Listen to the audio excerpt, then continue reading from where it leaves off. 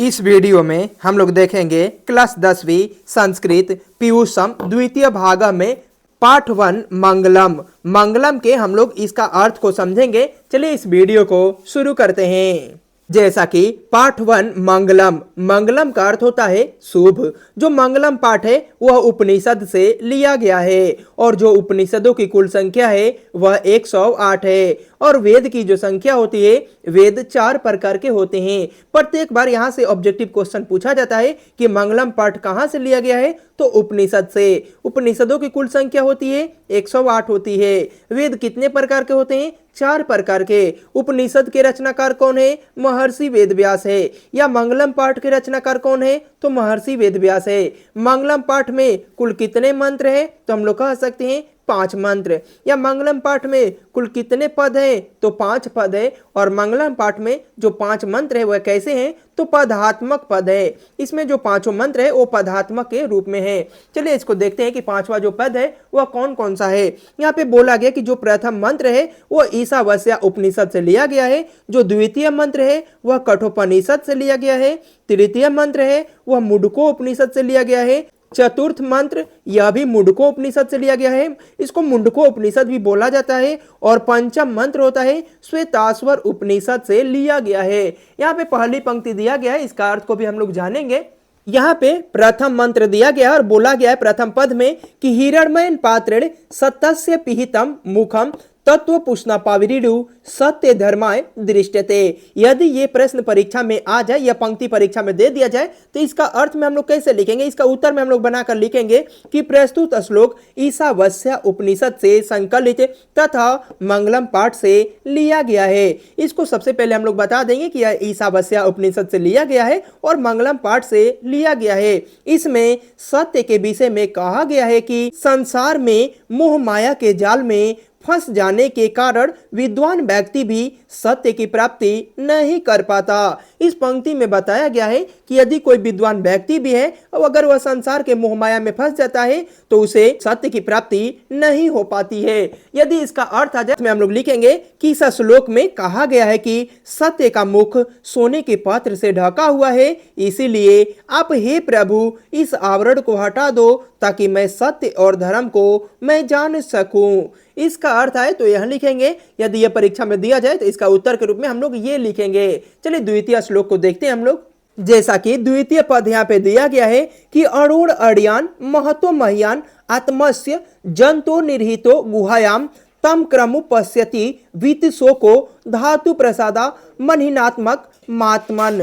इसका अर्थ में यदि परीक्षा में आ जाए ये पद लिखने के लिए तो इसका उत्तर में हम लोग लिखेंगे कि प्रस्तुत श्लोक कठोपनिषद से संकलित तथा मंगलम पाठ से लिया गया है। इसमें आत्मा के स्वरूप एवं निवास के विषय में बताया गया है।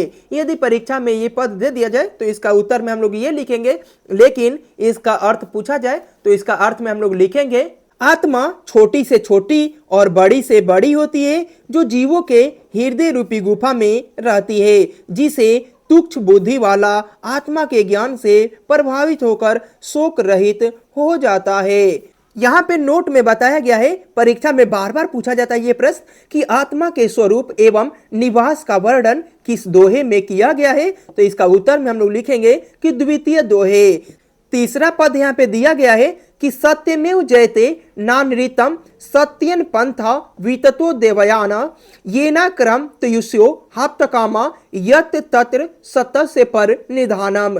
इसका उत्तर में हम लोग यदि पंक्ति परीक्षा में आ जाए तो इसका उत्तर में हम लोग लिखेंगे प्रस्तुत श्लोक मुंडको उपनिषद से संकलित तथा मंगलम पाठ से लिया गया है, जिसमें सत्य एवं असत्य के बारे में बताया गया है। यही लिखना है, लेकिन इसका अर्थ निकाला जाए तो इसका बोला जाएगा कि सत्य की जीत होती है, असत्य की नहीं। सत्य से ही देवताओं का मार्ग विस्तार होता है, जिससे ऋषिगण कामनाओं को पाना चाहते हैं, वही सत्य का परम स्थान है। इसमें से एक ऑब्जेक्टिव नोट में यहाँ पे बताया गया है कि सत्य एवं असत्य के महत्व को बताया गया है, तो तृतीय दोहे में ये भी ऑब्जेक्टिव बनकर बार बार परीक्षा में आता रहता है। चलिए चौथी पंक्ति को देखते हैं हम लोग।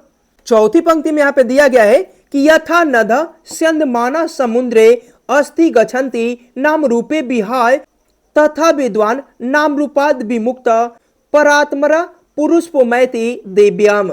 इसका अर्थ में यदि परीक्षा में आ जाए तो हम लोग लिखेंगे कि प्रस्तुत श्लोक मुंडकोपनिषद से संकलित तथा मंगलम पाठ से लिया गया है। इसका अर्थ में हम लोग लिखेंगे कि जिस प्रकार नदी बहते हुए समुद्र में अपने नाम रूप को छोड़कर मिलती है, उसी प्रकार विद्वान लोग अपने नाम रूप को छोड़कर श्रेष्ठ परमात्मा को प्राप्त कर एक आकार हो जाते हैं। चलिए पांचवी पंक्ति को देख लेते हैं हम लोग। यहाँ पे नोट में बताया गया है कि जीव एवं आत्मा के बारे में किस दोहे में बताया गया है, तो चतुर्थ दोहे में। इससे भी ऑब्जेक्टिव बार बार पूछा जाता है। चलिए पांचवी पंक्ति को देख लेते हैं।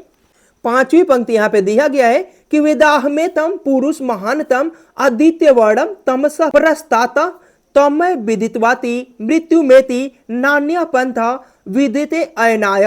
इसका उत्तर में हम लोग लिखेंगे, इसका उत्तर लिखना होगा यदि परीक्षा में यह श्लोक आ जाए तो इसका उत्तर में हम लोग लिखेंगे कि प्रस्तुत श्लोक श्वेताश्वर उपनिषद से संकलित तथा मंगलम पाठ से लिया गया है, जिसमें बताया गया है कि मुझे ही परम पुरुष जानो जो आदित्य। इसका अर्थ में हम लोग लिखना चाहेंगे तो लिखेंगे कि कण के रूप में अंधकार के आगे प्रकाश के रूप में हूं, जिसे जानकर मृत्यु को भी पार कर जाता है। इसके अलावा दूसरा कोई रास्ता नहीं है। यदि मंगलम पाठ के कुछ शब्दार्थ की बात की जाए तो शब्दार्थ से भी कभी कभी परीक्षा में 1 नंबर का प्रश्न आ जाता है। तो हिरणमयन का अर्थ होता है सोने सा, पात्रेड का अर्थ होता है पात्र से, सतस्य का मतलब होता है ऋतस्य का अर्थ होता है सत्य का। ये प्रश्न एक बार आ चुका है 2024 में। ऋतस्य का अर्थ होता है सत्य का, ये प्रश्न आया था। अपिहितम मतलब होता है ढका हुआ। मुखम का अर्थ होता है मुख। अपवृणु का अर्थ होता है हटा दे। सत्य धर्माय का अर्थ होता है सत्य धर्म के लिए। दृष्टते का अर्थ होता है प्राप्ति के लिए। अड़ो का मतलब होता है सूक्ष्म से। अड़ियान का अर्थ होता है सूक्ष्म। महता का अर्थ होता है महान से। महियान का अर्थ होता है महान। जंतु का अर्थ होता है प्राणी के। और गुहायाम का अर्थ होता है हृदय रूपी गुफा में। और वित्त शोक का अर्थ होता है शोक रहित। और पंथा का अर्थ होता है मार्ग या रास्ता बोल सकते हैं। वितता का अर्थ होता है विस्तार होता है। और स्यंदमाना का अर्थ होता है प्रवाहित होती है। अनरितम का अर्थ होता है मिथ्या या झूठ। ये भी प्रश्न एक बार परीक्षा में आ चुका है। और अत्यति का अर्थ होता है पार कर जाता है। ये भी प्रश्न 2023 में एक बार आ चुका है। अत्यति पद का अर्थ है पार कर जाता है। और अनरितम का अर्थ होता है मिथ्या या झूठ। ये भी प्रश्न परीक्षा में आ चुका है एक बार। इस प्रकार हम लोगों ने पार्ट 1 के सभी भावार्थ को देख लिए। मिलते हैं नेक्स्ट वीडियो में पार्ट 1 मंगलम के सभी प्रश्न उत्तर के साथ में।